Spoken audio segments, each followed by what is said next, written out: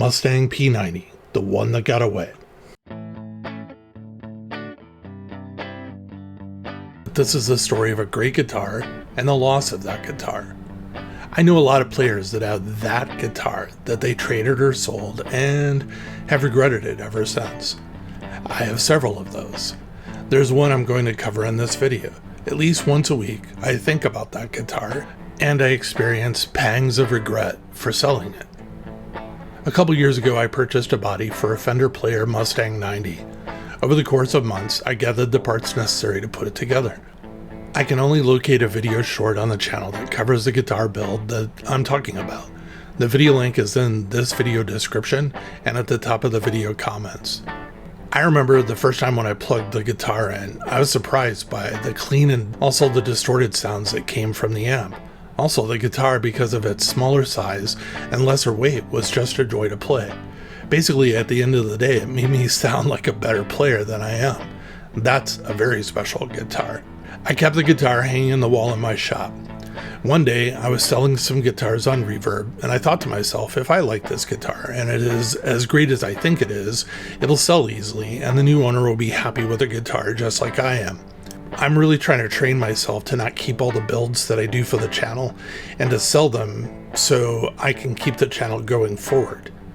This is more difficult than you would think. Every time I build a guitar, I want to keep it, but I need to sell them because that's where I get the money basically for all the parts and everything and the guitars that I buy for the channel. I was right. It sold quickly and the new owner was very happy with their guitar. Fast forward to today. Recently, I picked up a used Fender Player II Mustang body that has the same routings as the original Player 90 body does. I got the body in mint condition from Stratosphere's eBay store for $239, no affiliation. Link to the store is in the video description and also at the top of the comments for this video. I already had a neck and a set of pickups, and my plan was to put together a replacement version of the guitar that I had sold. The pickups I had were a set of Tonerider's vintage 90s Soapbar pickups. They're only $59 each on Amazon, and I had not tried them prior to this build. I couldn't remember what I had originally put in the other guitar. At the time, I couldn't find the build video or my notes. And finally, I did, but it was after I completely built this guitar. Link to the pickups is in the video description and also at the top of the comments for this video. For this guitar, I built a circuit using 250K pots and a .047 capacitor. After I found the video of the first build, I discovered that for that guitar, I had actually built a wiring harness using 500K pots and also a .047 UF capacitor. Unfortunately, I also discovered that I had installed a set of expensive Seymour Duncan Antiquity P90 pickups in that guitar.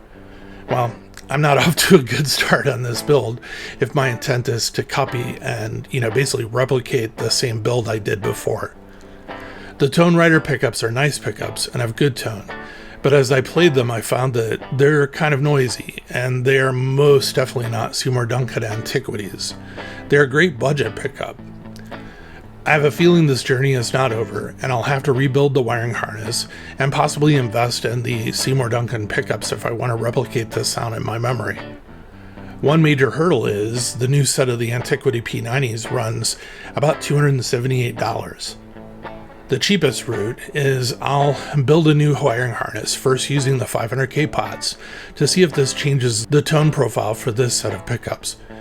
If that does not work or get me where I want to be, I guess I'll break down and invest in another set of the Seymour Duncan pickups. I recorded a first run of samples for the build video late in the evening. I did not like the outcome at all in the recordings. In the morning, I went back out to the shop and I lowered both pickups considerably, and this greatly improved the sound/tone coming out of the guitar. The second round of recordings came out much better. There's not really a prescribed height that actually works. There is, but what I'm saying is you set it to that, and it's not going to sound appropriate probably. You keep messing with them until you have them dialed in at the height that produces the best tone for the guitar. The guitar looks great. You really can't be unhappy with the three-tone sunburst, black pickguard, black pickups, and rosewood fretboard. It's a classic look. Well, It's a good guitar. It's just not what my memory tells me my guitar that I sold sounded like and, felt like. I'll provide updates as I progress through this journey.